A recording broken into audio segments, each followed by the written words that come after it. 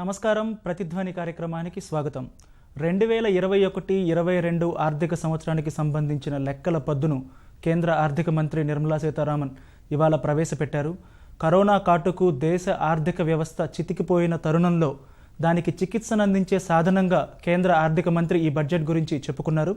అలాగే ప్రధానమంత్రి కూడా కరోనా కోసం ఇప్పటికే ప్రకటించినటువంటి ఆత్మనిర్భర ప్యాకేజీకు ఇదొక ఎక్స్టెన్షన్ లాంటిదని ఆయన కూడా చెప్పారు. ఈ పరిస్థితుల్లో కరోనా సృష్టించిన ఆర్థిక సంక్షోభం నుంచి ఈ బడ్జెట్ గట్టెక్కించగలుగుతుందా, నిజంగానే ఆర్థిక వ్యవస్థను గాడిలో పెట్టే దిశగా కేటాయింపులు జరిగాయా అనే విషయంపై ఇవాళ ప్రతిధ్వని ప్రత్యక్ష ప్రసారం ద్వారా చర్చను చేపట్టింది. ఈ చర్చలో పాల్గొంటున్నటువంటి నిపుణులు డాక్టర్ మహేంద్ర కురవ గారు, గడ్వాల్ సెంట్రల్ యూనివర్సిటీ ఆచార్యులు, ఉత్తరాఖండ్ నుంచి అందుబాటులో ఉన్నారు. అలాగే సాయి కృష్ణ పత్రి గారు, పన్నుల రంగ నిపుణులు, అలాగే శ్రీభూషణ్ రాజు గారు, ప్రముఖ వైద్య నిపుణులు, నిమ్స్ నెఫ్రాలజీ విభాగం అధిపతి. ముందుగా మహేంద్ర గారు, కరోనా సంక్షోభం ఏ స్థాయిలో ఉందో ఆర్థిక వ్యవస్థ మీద మనం అందరం చూస్తూనే ఉన్నాం. ఈ బడ్జెట్కు సంబంధించి కూడా అలాంటి ఆశలే ఉన్నాయి బడ్జెట్ ప్రవేశపెట్టడానికి ముందు. మొత్తం మీద బడ్జెట్ను చూసిన తర్వాత కరోనా సంక్షోభం నుంచి ఈ బడ్జెట్ గట్టెక్కించగలిగే దిశలో ఉందా, ఆ దిశగానే కేటాయింపులు జరిగాయి? నాగేశ్వరరావు గారు నమస్కారం అండి. కరోనా సంక్షోభం వచ్చిన తర్వాత మనము చూసినాము, ఆల్మోస్ట్ -23% ఫస్ట్ క్వార్టర్ లో మనం గ్రో అయినాము, నెగిటివ్ గ్రోత్ రేట్ లో ఉన్నాము. ఆ తర్వాత కొద్దిగా రికవరీ కావడం, లాక్డౌన్ రిస్ట్రిక్షన్స్ తగ్గించడం వల్ల కొద్దిగా రికవరీ అనేది ఆర్థిక వ్యవస్థలో మనం చూసినాం. బడ్జెట్ రాకముందు మీరు అన్నట్లుగా చాలా ఆశలు ఉన్నాయండి. ఇప్పుడు ఈ అలొకేషన్స్ ఒకసారి చూస్తే చాలా సింపుల్ ఒక లెక్క అండి. బయట అనలిస్ట్ పొద్దున్నట్టు నేను చూస్తున్నాను. ఒక చిన్న లెక్క ఏంటంటే, పోయిన బడ్జెట్ మీకు ఆ లెక్క చెప్పే ముందు ఒక చిన్న లాజిక్ చెప్పాలండి. ఆర్థిక వ్యవస్థ కుంటుపడినప్పుడు దాన్ని ఎలా పైకి తీసుకురావాలంటే C+I+G+NX అంటారండి. నార్మల్ టెక్నికల్ గా మాట్లాడితే కన్సంప్షన్ ఎక్స్పెండిచర్ ఉంటుంది, investment expenditure, government expenditure and net exports అండి. ఇవన్నీ కూడా పడిపోయినాయి కరోనా వల్ల. ఇప్పుడు మనం ఎక్స్పోర్ట్ చేయలేము, బయట ప్రపంచం అనేది తక్కువ ఇంపోర్ట్ చేసుకుంటున్నారు కాబట్టి ఇన్వెస్ట్మెంట్ కూడా పెద్దగా లేదు, అండ్ కన్సంప్షన్ కూడా బాగా తగ్గిపోయిందండి. సో మిగిలింది కేవలం గవర్నమెంట్ ఎక్స్పెండిచర్ మాత్రమే. సో నేనేమనుకున్నా అంటే, ఈసారి గవర్నమెంట్ ఎక్స్పెండిచర్ బాగా పెరుగుతుందని అనుకున్నాను. అయితే ఒకసారి మనం కనుక చూసుకున్నట్లయితే టోటల్ అలొకేషన్స్ లెక్క చూసుకున్నట్లయితే 2020-21 సంవత్సరానికి గాను 34,50,000 కోట్లు బడ్జెట్ అండి. అయితే ఈ సంవత్సరం 2021-22 సంవత్సరాన్ని తీసుకున్నట్లయితే 34.83 లక్షల కోట్లు అండి. అంటే ఆల్మోస్ట్ అరౌండ్ 1% గ్రోత్ ఉండింది టోటల్ అలొకేషన్స్ లో మొత్తాన్ని తీసుకున్నట్లయితే. అయితే ఈ less than 1% అలొకేషన్స్ ఆర్థిక వ్యవస్థను బయటికి తీసుకురాగలుగుతాయా అనేది ఫస్ట్ క్వశ్చన్ అండి, అమౌంట్ ఆఫ్ అలొకేషన్. రెండోది ద డైరెక్షన్ ఆఫ్ అలొకేషన్, మనం ఎక్కడ అలొకేట్ చేస్తున్నాం, ఏ సెక్టర్కి అలొకేట్ చేస్తున్నాం అనేది కూడా ఇంకోటి చూసుకోవాలండి.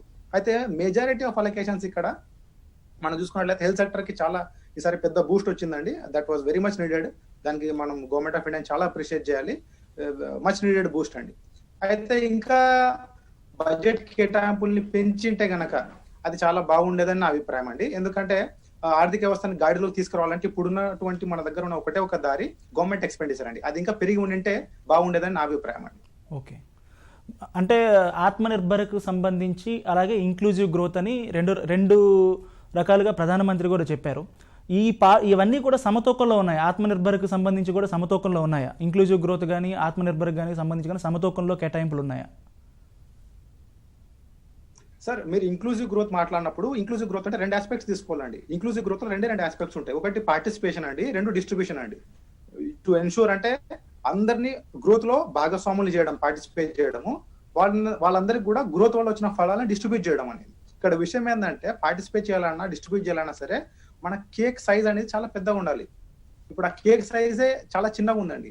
సో నా పాయింట్ ఏంటంటే, ఆత్మనిర్భరత అనేది ఇప్పుడు చాలా మటుకు కూడా మన లోన్స్ రూపంలో వస్తుందండి. మీరు చూసుకున్నట్లయితే ఆత్మనిర్భర్ ప్యాకేజ్ లో లోన్స్ చాలా మటుకు ఉన్నాయి.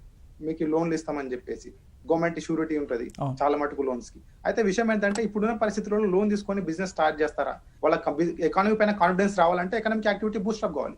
ఎకనామిక్ యాక్టివిటీ బూస్ట్ అప్ కావాలంటే కన్సంప్షన్స్ పెరగాలి. కన్సంప్షన్ పెరగాలంటే ప్రజల చేతిలో డబ్బులు ఉండాలి. ప్రజల చేతిలో డబ్బులు ఉండాలంటే వాళ్ళకి ఎంప్లాయ్మెంట్ కావాలి. ఎంప్లాయ్మెంట్ కావాలంటే గవర్నమెంట్ ఖర్చు పెట్టాలండి. నేను హోల్ పాయింట్ అక్కడ వచ్చేసేది ఏంటంటే, government should spend more money, అది ఒకటి. లేదా ప్రజల చేతుల్లో డబ్బులు ఎక్కువ ఉండేటట్లు చూడడం. దానికి ఒక దారి ఏంటంటే టాక్సెస్ తగ్గియడం. అది తగ్గిలేదండి. అది తగ్గించిండింటే గనక గవర్నమెంట్ తక్కువ స్పెండ్ చేసినా సరిపోయేదండి. ఇప్పుడు ట్యాక్స్ తగ్గిలేదు కాబట్టి గవర్నమెంట్ స్పెండ్ ఇంకా ఎక్కువ చేయాల్సి ఉంటుందని నా అభిప్రాయం అండి. ఎక్స్పెండిచర్ గురించి, ట్యాక్స్ గురించి మళ్ళీ ఇంకోసారి డిస్కస్ చేద్దాం సార్. సాయికృష్ణ గారు, ఓవరాల్గా బడ్జెట్ చూస్తే ఎలా అనిపించింది? అన్ని రంగాల కేటాయింపులు కానీ, అలాగే ప్రధానంగా ఇవాళ బడ్జెట్ ప్రవేశపెట్టిన తర్వాత మన సెన్సెక్స్ సూచీలన్నీ కూడా పైకి వెళ్ళాయి, బాగా రైజ్ అయ్యాయి. దీన్ని ఏ విధంగా అర్థం చేసుకోవాల్సి ఉంటుంది? బేసికలీ ఏంటంటే ఈ బడ్జెట్లోని మనం చూసినట్టయితే కోవిడ్ వల్ల గవర్నమెంట్ ఇన్కమ్ ఏదైతే రెడ్యూస్ అయిందో, దీంతో గవర్నమెంట్ ఏమైనా కోవిడ్ రిలేటెడ్గా కొత్త ట్యాక్స్లు ఏమైనా ఇంపోజ్ చేస్తుందేమో అని చెప్పి మార్కెట్ భయపడింది. బట్ కానీ ఈరోజు బడ్జెట్లోని అటువంటి ట్యాక్స్లు ఏవి ఇంపోజ్ చేయలేదు. కార్పొరేట్ ట్యాక్స్ సేమ్ అలాగే కంటిన్యూ చేశారు. పర్సనల్ ట్యాక్స్లోని బెనిఫిట్స్ ఇవ్వకపోయినా అడిషనల్గా ట్యాక్స్ అయితే ఇంపోజ్ చేయలేదన్నమాట. అది డెఫినెట్గా మార్కెట్స్ పాజిటివ్గానే తీసుకున్నది. ఎందుకంటే బికాస్ దీనివల్ల కార్పొరేట్ ఎర్నింగ్స్ మీద ఇంపాక్ట్ పెద్దగా ఉండదు కాబట్టి అది మార్కెట్ పాజిటివ్గా తీసుకున్నదనే మనం అర్థం చేసుకోవాలి మార్కెట్ ర్యాలీని బట్టి. అండ్ అలాగే మనం చూసినట్టయితే various reforms, various taxes impose చేశారు. Like for example import taxes, like మనకి మొబైల్ మ్యానుఫ్యాక్చరింగ్ కంపెనీస్కి ఇవన్నిటికి ఈ ట్యాక్సెస్ వల్ల ఏమవుతుందంటే మన ఇంపోర్ట్స్ అనేవి తగ్గుతాయి అన్నమాట. సో ఇంపోర్ట్స్ తగ్గితే మన లోకల్ మ్యానుఫ్యాక్చరింగ్ పెరుగుతుంది. లోకల్ మ్యానుఫ్యాక్చరింగ్ పెరిగినప్పుడు ఏమవుతుందంటే మన local companies will benefit more. So అవి కూడా మనం పాజిటివ్గా తీసుకోవాలి. లైక్ ఫర్ ఎగ్జాంపుల్ మన దగ్గర చాలా కంపెనీస్ ఈరోజు ర్యాలీలో చూసినట్టయితే మనకి మొబైల్ మ్యానుఫ్యాక్చరింగ్ కంపెనీస్ కానీ, లేకపోతే టెక్నాలజీ రిలేటెడ్ కంపెనీస్ కానీ, బ్యాంక్స్ కానీ, ఇవన్నీ మేజర్ ర్యాలీ లీడ్ తీసుకోవడానికి కారణం అదే అన్నమాట. బేసికలీ ఏంటంటే ఏదైతే మనం మొబైల్ పార్ట్స్ ఇంపోర్ట్ చేసుకుంటాం, లైక్ మొబైల్ యూజ్ చేసే కెమెరాస్ ఇవన్నీ ఇంపోర్ట్ చేసుకుంటాం కదండి, వాటి మీద నిల్ ట్యాక్స్ ఉండేదన్నమాట. దాని మీద ఇప్పుడు ట్యాక్స్ ఇంపోజ్ చేశారు. అది ఒక విధంగా మన లోకల్ మ్యానుఫ్యాక్చరింగ్ని పుష్ అయితే తీసుకొస్తుందని మనం అర్థం చేసుకోవాలి. సార్, డైరెక్ట్ ట్యాక్స్ నెక్స్ట్ ఓవరాల్గా ఎడిషనల్ ట్యాక్స్, డైరెక్ట్ ట్యాక్సెస్లో ఇన్కమ్ ట్యాక్స్ కనీసం టచ్ కూడా చేయకపోవడాన్ని, దాని గురించి ప్రస్తావన కూడా రాకపోవడాన్ని ఏ విధంగా అర్థం చేసుకోవాలి? ఇది గవర్నమెంట్ కంపల్షన్గా చూడాల్సి ఉంటుందా? డెఫినెట్లీ డిసప్పాయింటింగ్ అనే మనం మాట్లాడుకోవాలండి. మార్నింగ్ ఐ వాజ్ ఎక్స్పెక్టింగ్, నేను మార్నింగ్ చాలా మందికి వ్యూస్ ఇచ్చినప్పుడు నేను ఏం మాట్లాడానంటే, ఈసారి బికాస్ చాలామంది కోవిడ్ రిలేటెడ్గా చాలా ఎఫెక్ట్ అయి ఉన్నారు కదా ఇండివిజువల్స్. సో వాళ్ళకి ఏమాత్రం tax benefits either eighty C section limit పెంచినా, లేకపోతే ఇప్పుడు మన కోవిడ్ వల్ల హెల్త్ రిలేటెడ్ మనం పాండమిక్ చూసాం కాబట్టి చాలామంది హెల్త్ ఇన్సూరెన్స్ కొంటున్నారు. హెల్త్ ఇన్సూరెన్స్ పాలసీలు కొంటున్నట్టయితే ఏదైతే 25,000 లిమిట్ ఉన్నదో ఆ లిమిట్ని ఎన్హాన్స్ చేయకుండా చాలా సంవత్సరాలు అవుతుంది. ఆ లిమిట్ ఎన్హాన్స్ చేసినా లేదా స్లాబ్స్ ఏమైనా పెంచి ఉన్నా కూడా, ఏ ఒక్కటి టచ్ చేస్తున్నా కూడా కొంచెం బాగుండేది. బట్ కానీ గవర్నమెంట్ అదేమీ చేయలేదు. అదొకటి కొంచెం డిసప్పాయింటింగ్ ఫ్యాక్టరే. But see blessing in disguise అంటే ఏంటంటే బేసికలీ ఈ అడిషనల్గా ట్యాక్స్లు అయితే ఇంపోజ్ చేయలేదు. బికాజ్ అదొకటి కూడా, బికాజ్ మనం జెనెట్ ఎలెన్ గారు అంటే ఫెడ్ ఎక్స్ చైర్మన్ అని జెనెట్ ఎలెన్ గారు స్పీచ్ ఇది 2 రోజుల ముందు చూసినట్టయితే ఆవిడ లాంగ్ టర్మ్ ఏదైతే క్యాపిటల్ గెయిన్స్ ఉంటాయో, క్యాపిటల్ గెయిన్స్ మనం రిలీజ్ చేసిన తర్వాత ట్యాక్స్ పే చేయాల్సి ఉంటుంది. ఆవిడ ఏమన్నారంటే రిలీజ్ అవ్వకముందే ట్యాక్స్ ఎలా పే చేయాలన్న ట్యాక్స్ మెకానిజం తీసుకొస్తున్నాం అది అని మాట్లాడారు అనమాట. అలాంటివి ఏమైనా మన దగ్గర ఇంపోజ్ చేస్తున్నట్టయితే డెఫినెట్గా మార్కెట్స్ అయితే చాలా నెగిటివ్గా తీసుకునేవి. స్టాక్ మార్కెట్ పక్కన పెడితే పర్సనల్ ట్యాక్స్ వైజ్ మాత్రం డెఫినెట్గా అయితే మాత్రం డిసప్పాయింటింగ్ బడ్జెట్ అని అనుకోవాలి. ఎందుకంటే పర్సనల్ ట్యాక్స్ సైడ్ అసలు ఏ మాత్రం టచ్ చేయలేదు. అట్లీస్ట్ ఇప్పుడు మనం చూసినట్టయితే హోమ్ లోన్ ఇంట్రెస్ట్ రేట్లు బాగా రాక్ బాటంలో ఉన్నాయి. సో ప్రతి ఒక్కళ్ళు లోన్ తీసుకుని ఇల్లు కొందామని ఆలోచనలో ఉంటారన్నమాట. అలా కొన్నప్పుడు ఏదైతే సెక్షన్ 24B కింద 2 lakhs వరకు ఇంట్రెస్ట్ ఎగ్జంప్షన్ ఉన్నదో ఆ 2 lakhs లిమిట్ చాలా సంవత్సరాలు అవుతుందండి ఇచ్చి. అది పెంచాల్సింది పెంచలేదు. అలాగే సెక్షన్ 80EEA కింద 1.5 lakh అడిషనల్గా ఇస్తున్నామని చెప్తున్నారు. బట్ కానీ ప్రాక్టికల్గా మనం మాట్లాడుకోవాలంటే ఆ 1.5 lakh ఏదైతే ఉన్నదో 45 lakhs లోపల ప్రాపర్టీకి ఇస్తామని చెప్తున్నారు. 45 lakh లోపల ప్రాపర్టీ అయితే అందులోని మనకి ఫస్ట్ 2 yearsలోనే మనకి ఆ బెనిఫిట్ పొందగలం అన్నమాట. దాని తర్వాత ఆ బెనిఫిట్ అన్నది దొరకదు. సో పేపర్లో ఇస్తారు కానీ రియల్గా బెనిఫిట్ పొందుతామంటే అది జరగని పని అనమాట. అందరూ పొందలేరు. అండ్ 45 lakhs లోపల మెట్రో సిటీస్లోని అపార్ట్మెంట్లు ఎక్కడ దొరుకుతున్నాయండి? 45 lakhs లోపల దొరకట్లేదు కదా, అన్ని 50 lakhs పైన ఉన్నాయి. సో ఎవరు ఈ బెనిఫిట్ పొందలేరు. పేపర్లో చూడడానికే పనికొస్తుంది అది. సో దాన్ని 1 year ఎక్స్టెండ్ చేశారు. 1 year ఎక్స్టెండ్ చేయడం వల్ల కూడా ఎక్కువ మంది అయితే బెనిఫిట్ పొందారు అన్నమాట. సార్, శ్రీభూషణ్ రాజు గారు, ప్రతిసారి కూడా ఆరోగ్య రంగానికి ఎక్కువ నిధులు కేటాయించాలని ప్రతిసారి డిమాండ్ వస్తూనే ఉంటుంది. ఆ స్థాయిలో ఎప్పుడు కేటాయింపులు ఉండవు. చివరికి కరోనా కారణంగా మొత్తం మీద ఈసారి పెద్ద సంఖ్యలో చెప్పుకోదగ్గ స్థాయిలో ఆరోగ్య రంగానికి ఎక్కువ నిధులు కేటాయించారు. దీన్ని మీరు ఎలా విశ్లేషిస్తున్నారు? మీరు ఎలా చూస్తున్నారు? ఈ కేటాయింపులను ఎలా చూస్తున్నారు? అంటే స్వాతంత్రం తర్వాత ఎప్పుడు కూడా ఆరోగ్య రంగానికి పెద్దగా కేటాయింపులు గొప్పగా జరగబడలేదు. ఎందుకంటే కాలక్రమేణా ప్రభుత్వ రంగంలోంచి ప్రైవేట్ రంగంలోకి ఆరోగ్య రంగ వ్యవస్థ నెమ్మదిగా వెళ్ళిపోతుంది. కాబట్టి దానికి పెద్దగా ఆరోగ్య రంగం మీద పెద్దగా కేటాయింపులు జరిగి ఉండాల్సిన అవసరం పెద్దగా అనిపించలేదు. అడపాదడపా కొన్ని పథకాలు ఇప్పుడు 1940లో 50లో వచ్చినటువంటి పథకాలని టీబీ కంట్రోల్ కావచ్చు, malaria control, malaria eradication programme, leprosy eradication programme అలాంటి ప్రోగ్రామ్స్ తీసుకొస్తే గొప్పగా డాట్స్ అలాంటి programmes women and family health and children వాళ్ళ ఆరోగ్యానికి సంబంధించి న్యూట్రిషన్ సంబంధించింది, టీకాలకు సంబంధించినటువంటి యూనివర్సల్ ఇమ్యునేషన్ ప్రోగ్రామ్స్, ఇటువంటి ప్రోగ్రామ్స్ పక్కన పెట్టేస్తే ఆరోగ్య రంగంలో గొప్పగా సాధించిన ప్రగతి మనకి పెద్దగా ఎందుకు అనిపించకపోవడానికి ప్రధాన కారణం ఏమిటంటే దేశ వ్యవస్థలో జనాభా అత్యంత ప్రధానమైనది.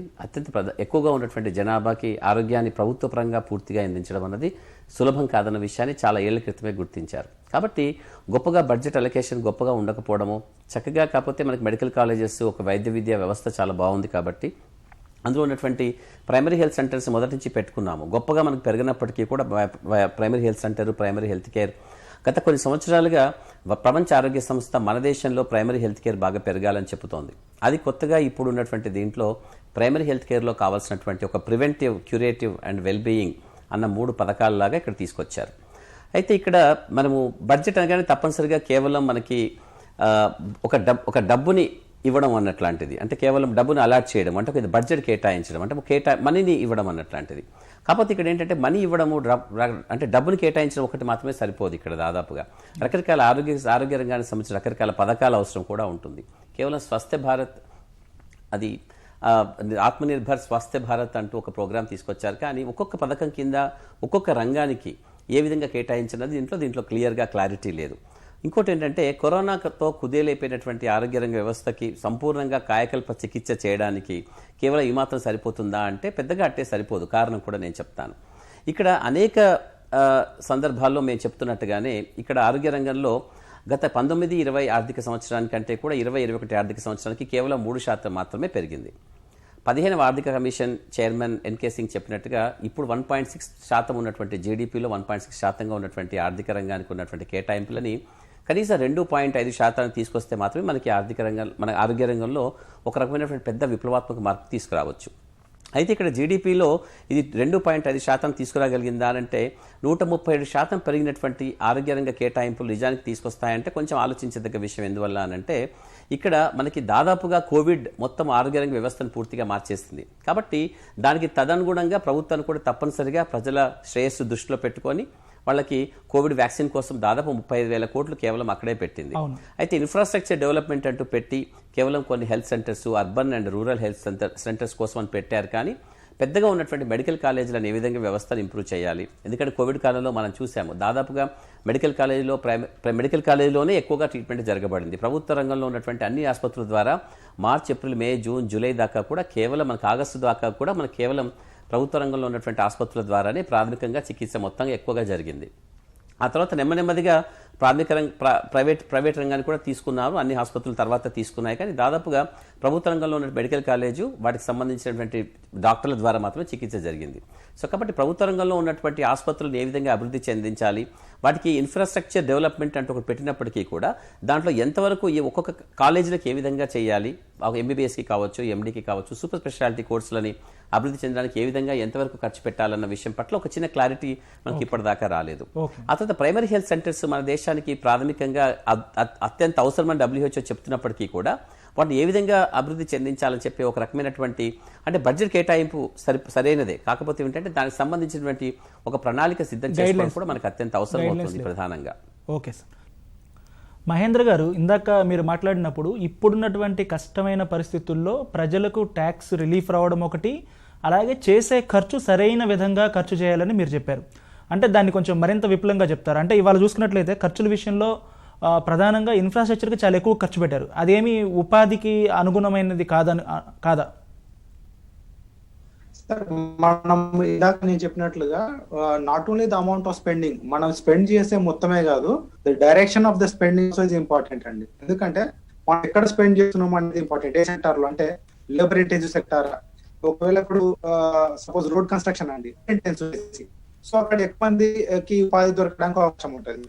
మనం పెట్టే స్పెండింగ్ ఎక్కడ ఏ సెక్టార్ లో పెడుతున్నాము, అది క్యాపిటల్ ఇంటెన్సివా, లేబర్ ఇంటెన్సివా, టెక్నాలజీ ఇంటెన్సివా, ఎవరికి ఫైనల్ గా డబ్బులు చేయడం అనేది ఇంపార్టెంట్ అండి. సో మనం ఈ విషయంలో జాగ్రత్తగా ఉండాలి. ఇంకొక ముఖ్య విషయం ఏంటంటే అండి, సపోజ్ ఇప్పుడు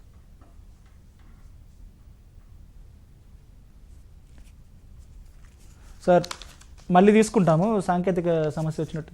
సాయికృష్ణ గారు, స్పెండింగ్ విషయంలో ఎలాంటి ఇవాళ తీసుకున్నటువంటి స్పెండింగ్కి సంబంధించి ప్రభుత్వం తీసుకున్నటువంటి నిర్ణయాలు ఎంతవరకు హేతుబద్ధంగా ఉన్నాయి? స్పెండింగ్ విషయంలో అయితే మాత్రం definitely we need to appreciate అని చెప్పాలండి. ఎందుకో చెప్తున్నాను చూడండి. ఈ గవర్నమెంట్ వచ్చిన దగ్గర నుంచి 2014 నుంచి చూసినట్టయితే వీళ్ళు ఫోకస్ ఎప్పుడు ఫిజికల్ డెఫిసిట్ రెడ్యూస్ చేయడానికి ఉన్నది. That is good. బట్ కానీ ప్రాబ్లం ఏంటంటే స్పెండింగ్ తగ్గిస్తే ఏమవుతుందంటే గ్రోత్ మీద ఇంపాక్ట్ చూపిస్తుంది అన్నమాట. అది మనకు క్లియర్గా సైన్స్ కనబడ్డాయి. 2018-19లో మనం చూసాం గ్రోత్ మీద ఇంపాక్ట్ అనేది మనకు కనబడింది. అండ్ కోవిడ్ తర్వాత గవర్నమెంట్ కూడా అది అర్థమైంది. కోవిడ్ తర్వాత గవర్నమెంట్ అంటే ఫిజికల్ డెఫిసిట్ అని పట్టుకుని ఏలబడకుండా వాళ్ళు ఏంటంటే స్పెండింగ్ మీద ఫోకస్ చేశారన్నమాట. లాస్ట్ ఇయర్ ఫిజికల్ డెఫిసిట్ 9.5%గా ఉంటుందని చెప్పారు. అండ్ అలాగే నెక్స్ట్ ఇయర్ 6.8%గా ఉంటుందని చెప్పారు. ఓకే, 6.8% అని చెప్పడం వల్ల యాక్చువల్లీ ఇంకా ఇన్ఫాక్ట్ మార్కెట్ పాజిటివ్గా తీసుకున్నది. ఎందుకంటే బికాస్ ఈ ఫిజికల్ డెఫిసిట్ నెంబర్ని వీళ్ళు 4%, 4.5% కింద టార్గెట్ చేస్తామని చెప్పినట్టయితే మాత్రం డెఫినెట్గా ఈరోజు ఈక్విటీ మార్కెట్స్కి అది ప్రెషర్ క్రియేట్ అయ్యేది. అండ్ ఒక విధంగా మనం చూడాలంటే ఈ బడ్జెట్ని ఫస్ట్ గవర్నమెంట్ స్పెండింగ్లో అయితే మాత్రం బ్యాక్ స్టెప్ వేయలేదు. అలాగే స్పెండింగ్లో బ్యాక్ స్టెప్ వేయకపోగా ఎడిషనల్గా ఏమైనా ట్యాక్స్ ఇంపోజ్ చేశారంటే ఈవెన్ ఎడిషనల్గా కార్పొరేట్స్ కానీ ఇండివిజువల్స్ కానీ ట్యాక్స్ ఇంపోజ్ చేయలేదు. That way market has taken it completely positive direction. మార్కెట్లో ప్రధానంగా బడ్జెట్ అనౌన్స్ చేసిన ఏ లిస్టింగ్స్ ఎక్కువగా ఊపందుకున్నాయి అంటే ప్రధానంగా ఏ సెక్టర్స్లో ఇన్వెస్ట్మెంట్కి సంబంధించి కనిపించింది, మనకి ర్యాలీ కనిపించింది? ఫస్ట్ ఇన్ఫ్రా స్పెండింగ్ మీద అయితే మాత్రం డెఫినెట్లీ బాగా ఫోకస్ చేశారు ఫైనాన్స్ మినిస్టర్ నిర్మలా సీతారామన్ గారు. ఇన్ఫ్రా రిలేటెడ్గా రోడ్ కానీ, రైల్వే కానీ, ఇది పవర్ కానీ, ఈ 3 సెక్టర్లకి డెఫినెట్గా పాజిటివ్ అనౌన్స్మెంట్సే చేశారు ఆవిడ స్పీచ్లోని. అలాగే ఇన్సూరెన్స్ సెక్టర్ రిలేటెడ్గా కూడా పాజిటివ్ స్టెప్ అయ్యండి. ఏదైతే ఎఫ్డీఐ లిమిట్ 49% నుంచి 74%కి ఇంక్రీజ్ చేశారో అది డెఫినెట్గా పాజిటివ్ స్టెప్పే. దానివల్ల ఏమవుతుందంటే most of the life insurance companies or general insurance కంపెనీలకి ఫారెన్ డైరెక్ట్ ఇన్వెస్ట్మెంట్ వస్తుంది. సో ఇన్వెస్ట్మెంట్ వచ్చినప్పుడు ఎప్పుడైతే majority stake holders foreign companies అవుతాయో వాళ్ళు బోర్డ్ని టేక్ ఓవర్ చేసేస్తారు కదా. అలాంటప్పుడు ఆ కేర్ తీసుకోవడం కూడా వీళ్ళు ఏం చెప్తున్నారంటే మేనేజ్మెంట్ ఇండియన్ రెసిడెంట్స్ అయి ఉండాలని చెప్పారు. అలాగే బోర్డులో 50% ఇండివిజువల్ మెంబర్స్ ఉండాలని చెప్పారన్నమాట. That is also a good step. Next మనం మ్యానుఫ్యాక్చరింగ్ సైడ్ చూడాలండి. మ్యానుఫ్యాక్చరింగ్ సైడ్ నాకు పాజిటివ్గా కనబడింది. ఏదైతే ది ట్యాక్సెస్ ఇంపోజ్ చేశారో ఇంపోర్ట్ చేసుకునే ప్రొడక్ట్స్ మీద, దానివల్ల ఏంటంటే డెఫినెట్లీ మ్యానుఫ్యాక్చరింగ్ పుష్ వస్తుంది. Especially electronic manufacturing. మనం ఇంపోర్ట్స్ చూసినట్టయితే గోల్డ్, క్రూడ్ తర్వాత ఎలక్ట్రానిక్స్ హెవీగా ఇంపోర్ట్ చేసుకుంటాం. మన కరెన్సీని దానికి ఎక్కువ ఖర్చు చేస్తాం అన్నమాట. మన దగ్గర లోకల్లీ ఎలక్ట్రానిక్స్ మ్యానుఫ్యాక్చరింగ్ అన్నది బాగా పికప్ అయితే డెఫినెట్లీ మన స్పెండింగ్ అన్నది, మన కరెన్సీ అవుట్గో తక్కువ ఉంటుంది కదా. అండ్ అలాగే మన లోకల్ కంపెనీస్ కూడా అది ఇన్సెంటివైజేషన్ అవుతుంది. సో ఏవైతే అక్కడ వీళ్ళు ట్యాక్స్ని ఇంపోజ్ చేశారో దానివల్ల లోకల్ మ్యానుఫ్యాక్చరింగ్ అయితే డెఫినెట్గా పెరుగుతుందండి. సో అందుకని మార్కెట్ ఓవరాల్గా చూసినట్టయితే చెప్పండి సార్. మార్కెట్ ఓవరాల్గా పాజిటివ్గా తీసుకున్నదండి. సో ఇవన్నీ ఏవైతే especially spending side back step వేయకపోవడం, అలాగే additional tax levy, Covid related tax levy impose చేయకపోవడం, ఇవన్నీ మార్కెట్ పాజిటివ్గానే తీసుకున్నదని మనం అర్థం చేసుకోవాలి. సార్ మహేంద్ర గారు, ఇందాక మనం చెప్పాం టాక్సేషన్లో రిలీఫ్ రాలేదు అని అంటున్నారు. అంటే మన సాయికృష్ణ గారు చెప్తున్న దాని ప్రకారం ఏంటంటే యాక్చువల్గా కోవిడ్ ట్యాక్స్ ఇంపోజ్ చేస్తారనుకున్నారు, అది చేయకపోవడమే పెద్ద బూస్ట్ అని ఆయన చెప్తున్నారు. అలాగే ఇందాక మీరు మాట్లాడుతుంటే మనకి టెక్నికల్ ఎర్రర్ వచ్చింది, ఎక్కడెక్కడ స్పెండింగ్ చేశారనేది మనం జాగ్రత్తగా చూడాలన్నారు. దాని గురించి అది ఒక విషయం సార్. స్పెండింగ్ ఎక్కడ చేసినాం అనేది ఒకటి ఇంపార్టెంట్. రెండో ముఖ్యమైన విషయం ఏంటంటే డబ్బులు ఎక్కడ నుండి వస్తున్నది ఇంపార్టెంట్. గవర్నమెంట్ వాళ్ళ పాకెట్ లో నుండి ఇస్తే పర్లేదు సార్. ఇప్పుడు విషయం ఏంటంటే సపోజ్ రూరల్ ఇన్ఫ్రాస్ట్రక్చర్ కోసం అని చెప్పేసి ఫండ్ ఇస్తున్నారు. అయితే దానికోసం అని చెప్పేసి ఇప్పుడు సెస్ ఇంపోజ్ చేస్తున్నారు సార్, పెట్రోల్ పైన, డీజిల్ పైన, గోల్డ్ పైన. ఇప్పుడు ఏమవుతుంది, ఆటోమేటిక్ గా ఏమవుతుంది అంటే పబ్లిక్ పైన అది సెస్ రూపంలో కలెక్ట్ చేసేసి ఆ ఇన్ఫ్రాస్ట్రక్చర్ ఫండ్ కోసం యూజ్ చేస్తారు. విషయం ఏంటంటే నార్మల్ టైమ్స్ లో ఈ పాలసీ చాలా మంచిది సార్. అయితే మన సార్ చెప్పినట్లు ఇందాక ఫిజికల్ డెఫిసిట్ గురించి వాళ్ళు ఈసారి పెద్దగా భయపడకపోవడము చాలా మంచి విషయం. అయినప్పటికీ కూడా నా ఉద్దేశం ఏంటంటే గవర్నమెంట్ ఇలా సెస్ విధించడం వల్ల ఏమవుతుంది అంటే ప్రజలకు స్పెండింగ్ కెపాసిటీ తగ్గుతుంది సార్. సో మీరు ఇక్కడ ఏదైతే ఎంప్లాయ్మెంట్ జనరేషన్ ఎకనామిక్ యాక్టివిటీని పునరుద్ధరించడం కోసం అని చెప్పేసి మీరు ఇన్ఫ్రాస్ట్రక్చర్ పైన స్పెండ్ చేస్తున్నారో ఒక పక్క, ఇంకొక పక్క సెస్ విధించడం వల్ల ఏమవుతుందంటే ప్రజలపైన కొద్దిగా భారం పడే అవకాశం ఉంది సార్. అలాగే ఇన్కమ్ ట్యాక్స్ లో కూడా ఏం రిలీఫ్ రాలేదు కదా, స్పెండింగ్ పెంచాలన్నా కూడా ఇన్కమ్ ట్యాక్స్ రిలీఫ్స్ కూడా లేవు కదా. అవును సార్, ఇన్కమ్ ట్యాక్స్ రిలీఫ్ వస్తే వాళ్ళకి ఇంకా ఫండింగ్స్ తగ్గిపోతుంది కదా సార్. ఇన్కమ్ ట్యాక్స్ తగ్గించేస్తే కనుక ట్యాక్స్ రెవెన్యూ తగ్గిపోతుంది. వాళ్ళకు ఉండేది రెండే సార్, ఒకటి ట్యాక్సెస్, ఒకటి non tax revenue. Non tax రెవెన్యూలో మళ్ళీ డిస్ఇన్వెస్ట్మెంట్ ఇవన్నీ ఉన్నాయి. ఎల్ఐసి కానీ లేదంటే గవర్నమెంట్ సంస్థల్లో డిస్ఇన్వెస్ట్మెంట్ కానీ అదొక ఆదాయ మార్గము. రెండో ఆదాయ మార్గం వచ్చేసి ట్యాక్సెస్, ఒకటి ఇండైరెక్ట్ ట్యాక్సెస్, రెండోది డైరెక్ట్ ట్యాక్సెస్. సో అయితే టాక్సేషన్ ఆల్రెడీ ఇప్పుడు చాలా మందికి ఇన్కమ్స్ పడిపోవడము, సగం సాలరీలకే పని చేయడం వల్ల కొత్త ట్యాక్స్ వేయలేడు సార్, చాలా ఇబ్బంది. అందుకని వేయలేదు, వేయడం పాసిబుల్ కూడా కాదు. మిగతాది ఇండైరెక్ట్ ట్యాక్స్, అది జిఎస్టీ పరిధిలో ఉంది కాబట్టి దాన్ని కూడా మనం పెంచలేము. కాబట్టి మిగిలింది ఏంటో సార్ ఇప్పుడు, అందుకని సెస్ రూపంలో ఈ విధంగా మనకి వాళ్ళ రెవెన్యూ జనరేషన్ జరుగుతుంది సార్. డాక్టర్ గారు అంటే మనం కేటాయింపులు దాదాపుగా 137% పెరిగాయి అనుకున్నప్పటికీ కూడా ఇందులో 2 విషయాలు చెప్తున్నారు.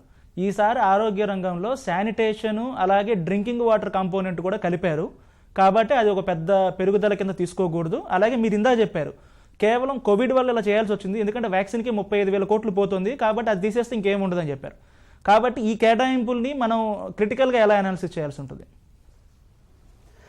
అంటే నిజం చెప్పాలంటే కేవలం 10%, సుమారు 6 నుంచి 10 కోట్ల దాకా పెరిగినట్టు పోయిన సంవత్సరం ఇచ్చిన దానికంటే కూడా పెద్దగా పెరగలేదు నిజానికి. 10% పెరగడం అన్నది పెరుగుదల కిందకి రాదు ప్రస్తుత పరిస్థితుల్లో. ఇంకోటి అంటే దీర్ఘకాలికంగా అనేక ప్రణాళికలు రచించి సృష్టించి వాటిని మనము ఇంప్లిమెంట్ చేసుకొని ఇటువంటి పరిస్థితులు మళ్ళీ ఇంకెప్పుడన్నా ఉత్పన్నమైనప్పుడు వాటిని తట్టుకొని నిలదొక్కునే విధంగా మన ఆరోగ్య రంగ వ్యవస్థని పటిష్టం చేసుకోవాల్సిన అవసరానికి మొదటి అంకెగా మనము ఇక్కడ మొదలు పెట్టాల్సిన అవసరం ఉంటుంది. కానీ దురదృష్టవశాత్తు అంత గొప్పగా అందులో కనిపించలేదు. నిజానికి ఇది చాలా బాగుంది. నిజానికి ఇది 137% పెంచడము, దాంట్లో రకరకాల అంశాలను జొప్పించడం, ఇదంతా కూడా నెంబర్ వైజ్గా చాలా బాగుంటుంది. కాకపోతే ఏంటంటే మన దేశంలో ఆరోగ్య రంగ వ్యవస్థకి దాదాపుగా కావాల్సిందంతా కూడా ఒక ఆరోగ్య రంగ వ్యవస్థలో మనకి ఇన్ఫ్రాస్ట్రక్చర్ కావాలి, హ్యూమన్ రిసోర్సెస్ కావాలి, అలాగే మెడికల్ ఎడ్యుకేషన్ అనేది మన దేశంలో అత్యంత ప్రధానమైనటువంటిది. అది ప్రభుత్వ రంగంలో ఉంది, ప్రైవేట్ రంగంలో చాలా తక్కువగా ఉంది. సో దాన్ని కూడా ఊతమిచ్చే విధంగా ఒక రకమైనటువంటి ప్రణాళికలు ఉండాలి. ఆ తర్వాత మనకి దీర్ఘకాలికంగా మనకు అత్యంత అవసరమైనటువంటిది, ముఖ్యంగా కరోనా కాలంలో మనకి అత్యంత సహాయం అవుతుంది అని భావించి మనం ఎదురు చూసినటువంటి రీసెర్చ్ అండ్ డెవలప్మెంట్ వింగ్ ఒకటి తప్పనిసరిగా ఆరోగ్య శాఖలో ఉండాలి.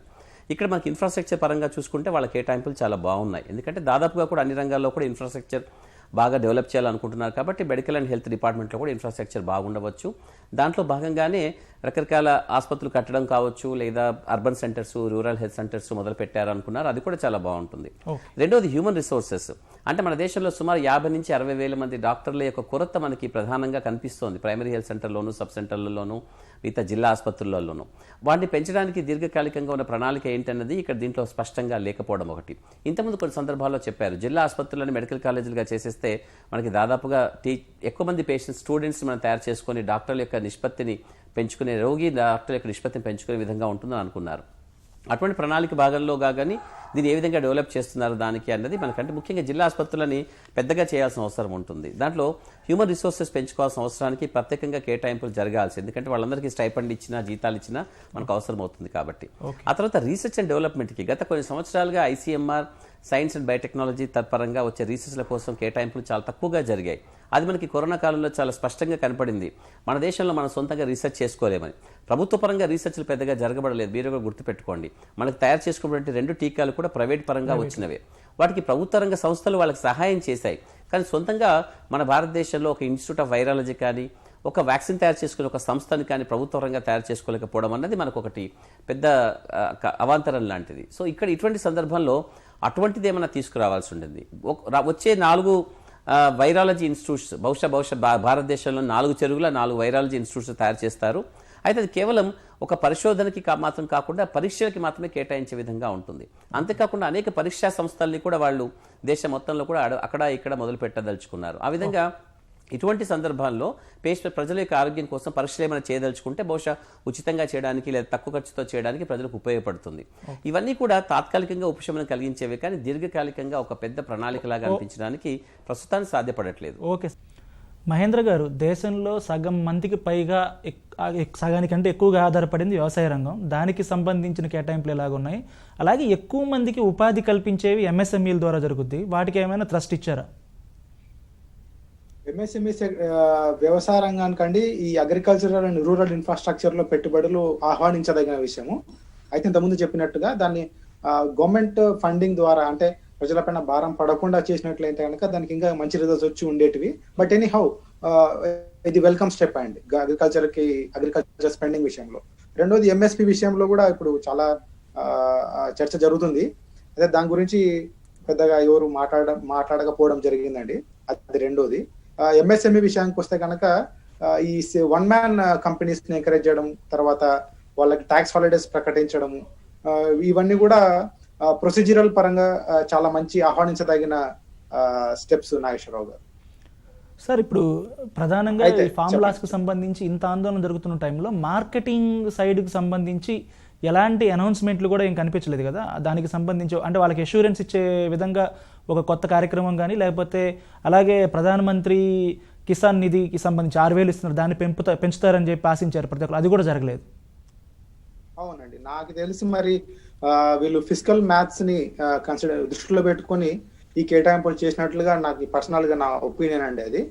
ఎందుకంటే మీరు ఫిజికల్ డెఫిసిట్ ఫిగర్స్ కూడా చూసుకోవాలండి. ఇప్పుడు మొత్తం కేటాయింపులు కనుక మనం అగ్రికల్చర్ సెక్టర్ కి ఇస్తే, ఇంకొకటి ఏంటంటే అక్కడ అగ్రికల్చరల్ రూరల్ వేజెస్ అనేవి ఆల్మోస్ట్ స్టాగ్నేషన్ లో ఉన్నాయండి. ఆల్మోస్ట్ దే గాట్ స్టాగ్నేటెడ్, అంటే ఎదుగు బొదుగు లేకుండా ఉన్నాయి చాలా సంవత్సరాల నుండి. సో అక్కడ బూస్ట్ ఇచ్చినట్లయితే ఇంకా బాగుండేది. బట్ అది ఇవ్వకపోవడం అనేది కొద్దిగా ఆలోచించాల్సిన విషయము. అయితే ఇక్కడ ఒకటండి, మాటికి ఒకటే విషయం ఏంటంటే ఫిజికల్ డెఫిసిట్ ని దృష్టిలో పెట్టుకొని వాళ్ళు కేటాయింపులు చేయడం జరిగిందని నాకు అనిపిస్తుంది. ఎందుకంటే స్వాతంత్రం వచ్చిన తర్వాత జరిగిన ఎక్స్ట్రాడినరీ క్రైసిస్ లో మనం ఉన్నాము.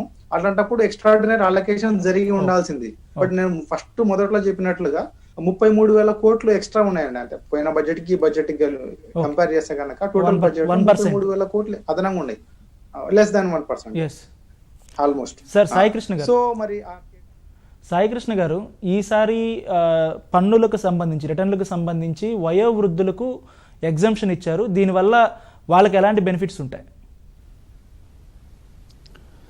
Actually there is no benefit అండి. అంటే ట్యాక్స్ ఫైల్ చేయక్కర్లేదు అంతే. చాలా మంది ట్యాక్స్ వేవ్ ఆఫ్ చేశారు అనుకుంటున్నారు 75 years పైన పైబడిన వాళ్ళకి.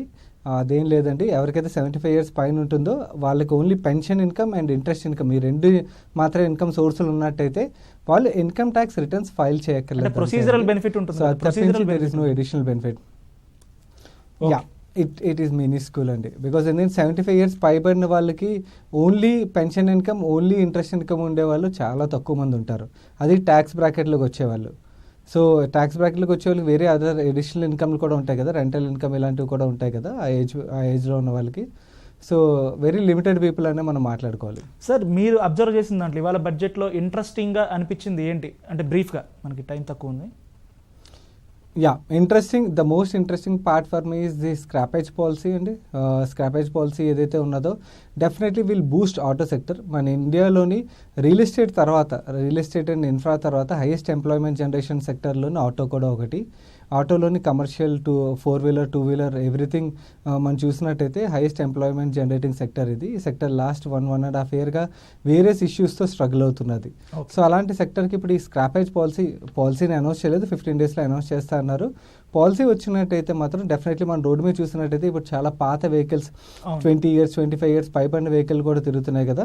సో అవి ఎప్పుడైతే మనకి ఫిట్మెంట్ టెస్ట్ పాస్ అవ్వో కొత్త వెహికల్స్ కొనాల్సి వచ్చినట్టయితే మాత్రం ఈ సెక్టర్కి definitely it's a big positive అండి. అదొకటే కాకుండా ఇన్సూరెన్స్ సెక్టర్ ఏదైతే మనం మాట్లాడుకున్నాం, ఎస్, ఎన్విరాన్మెంటల్గా ఉపయోగపడుతుంది, సెక్టర్ రిలేటెడ్గా కూడా ఉపయోగపడుతుంది. అండ్ అలాగే ఇన్సూరెన్స్ రిలేటెడ్ మనం మాట్లాడుకున్నాం కదా ఎఫ్డిఐ లిమిట్, అది కూడా మనకి గుడ్ పాజిటివ్. అండ్ థర్డ్, అందరూ పెద్దగా పట్టించుకోవట్లేదు కానీ యాక్చువల్ మొబైల్ మ్యానుఫ్యాక్చరింగ్కి ఏదైతే వీళ్ళు ట్యాక్స్ ఇంపోజ్ చేశారో, ఇంపోర్ట్ ట్యాక్స్ ఇంపోజ్ చేశారో, అది కూడా పాజిటివ్ మూవ్మెంట్.